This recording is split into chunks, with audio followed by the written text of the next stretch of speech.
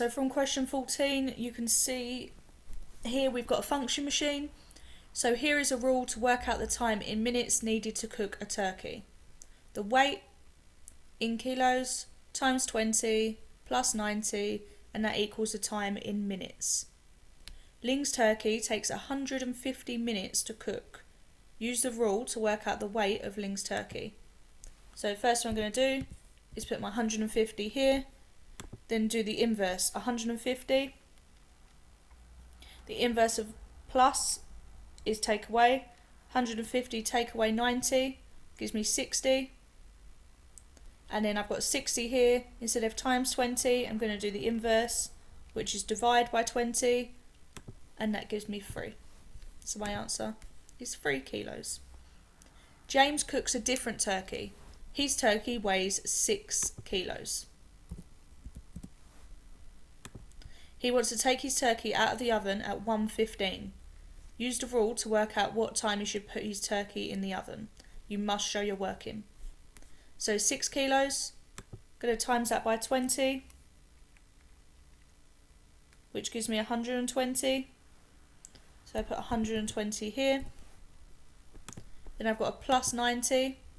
So 120 plus 90 gives me 210. And that's in minutes. He wants to get that out of the oven at 1:15. So what I've got to do is do 210 minutes from that 1:15. Now the first thing I'm going to do is put my 210 minutes into hours. And that tells me it's 3.5 hours. So I'm going to take off 3 hours from 1 o'clock. So 1, 12, 11, 10. So 10:15 is 3 hours. So I would just write here, and I'm quite scrappy with the time calculations, but whatever works for you, in whatever way works for you to bulk it down. You might do it quicker than this. I just like to show all of my work in and do it bit by bit. So if I've taken 3 hours off and got 10:15, I know I still need to take half an hour off. Half an hour is equal to 30 minutes. So 10:15, I'm going to take my 15 minutes off, which gives me 10 o'clock. And then my final 15 off, which gives me 9:45. Again, that's a 5-mark question there. So take your time with it, no pun intended, but take your time with it, show your working, because it will be worth it. Okay, and some people will just expect to be able to do this really quickly. It's not going to work like that. Okay, you have to take your time with it, otherwise it wouldn't be worth the amount of marks it's worth. Okay? Right, vectors. Vector A is drawn on this grid. Write vector A as a column vector. So what I need to pay attention to is the direction of this arrow.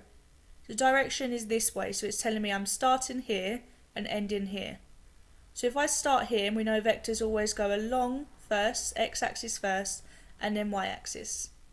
So I'm going 1, 2, 3, 4, 5 to the left. Because it's to the left, it's negative.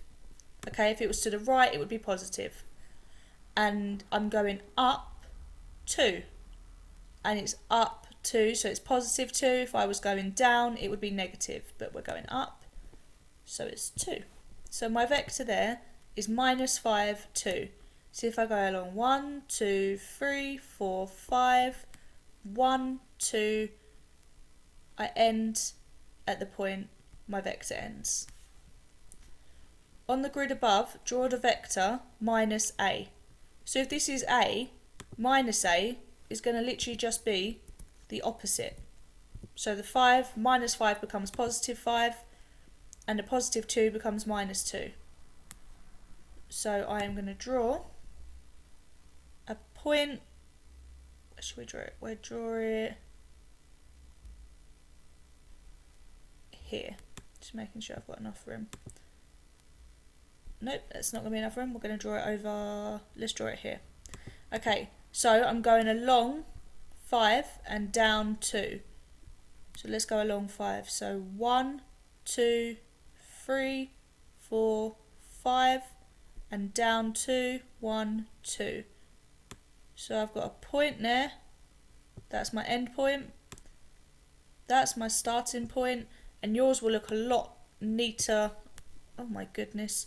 Yours will look a lot neater than that. We're just going to rub that out completely. But what you need to do is draw an arrow, which I don't think this is going to let me do nicely, unfortunately. But I need to draw a straight line with my arrow in that direction. And you have to forgive how scrappy that looks. Okay, you would use a ruler.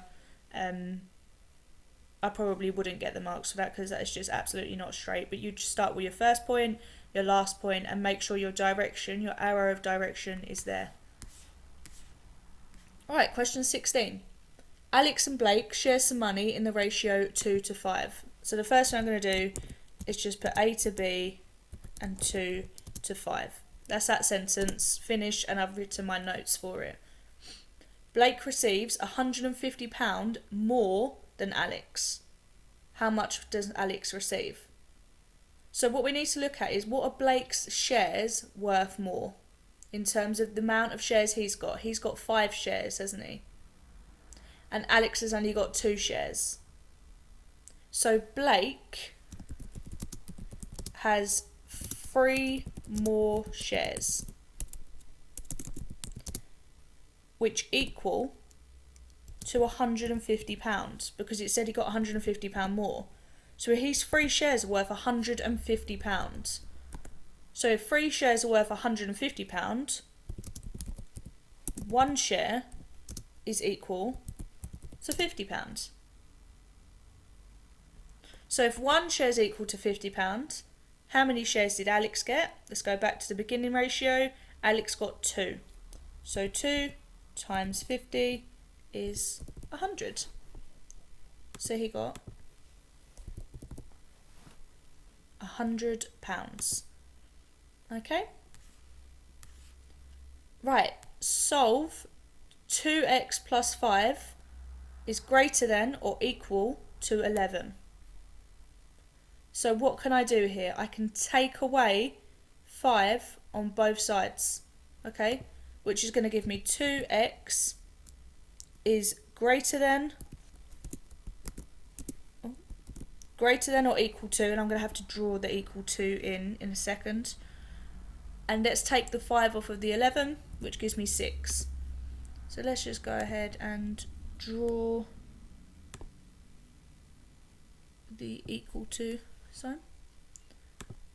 Now if 2x is greater than or equal to 6, I can divide by the coefficient of x. The coefficient is just the number in front of the letter. So 2x divided by 2 is just going to give me x, and that is greater or equal to 3. Again, I'm just going to draw my line in there. So we know x is equal or greater than 3. Show your solution on the number line. So we're going to go to 3 on the number line.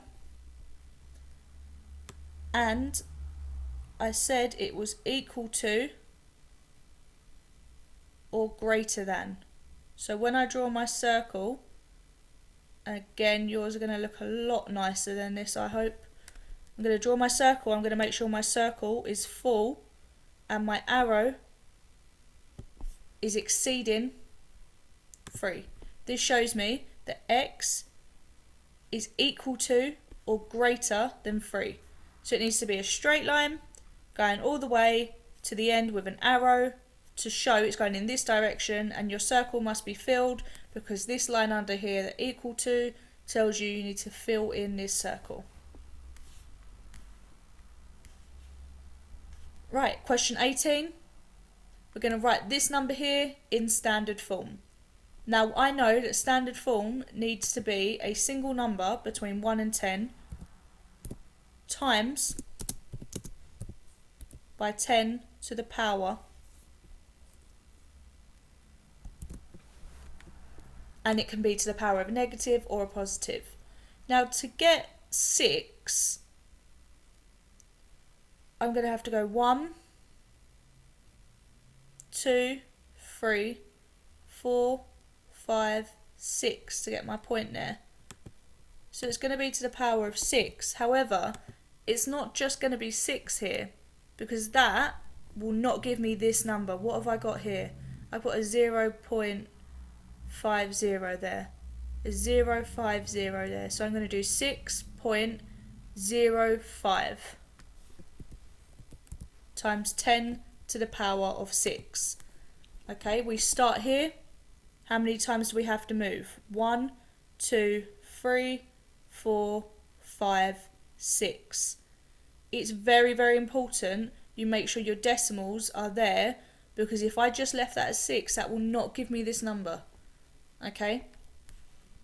4.58 times 10 to the power of negative 3 is an ordinary number. This negative tells me that this number goes right across the number line, not left. When it's positive and we put it back into an ordinary number, when this is positive, it moves left across the number line. When it's negative, it moves right. So this number is going to get smaller, not bigger. Okay, so this 4 needs to move over 3 times. So I'm going to have 0.00458. Now let's see, if I move this 4 3 times, will I get back to here? 1, 2, 3. Okay, so this is that number as an ordinary number. Just know if it's negative, you're moving right. If it's positive, you're moving left. And it doesn't hurt to just write the number here and then some decimals underneath, and you can just move it visually across before putting it on your answer line. Right, question 19. A coat is on sale in a shop at a special price of £149.40. The shop says this is a saving of 17% on their normal price. Work out the shop's normal price for the coat.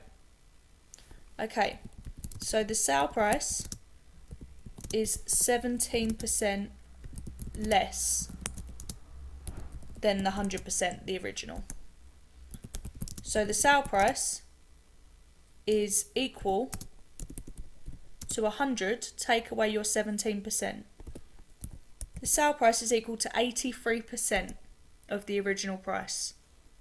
So £149.40 is equal to 83%. So if I use my calculator, £149.40 divided by 83, that's going to give me 1%, which is £1.80. I then times that by 100, because I want the 100%, the original.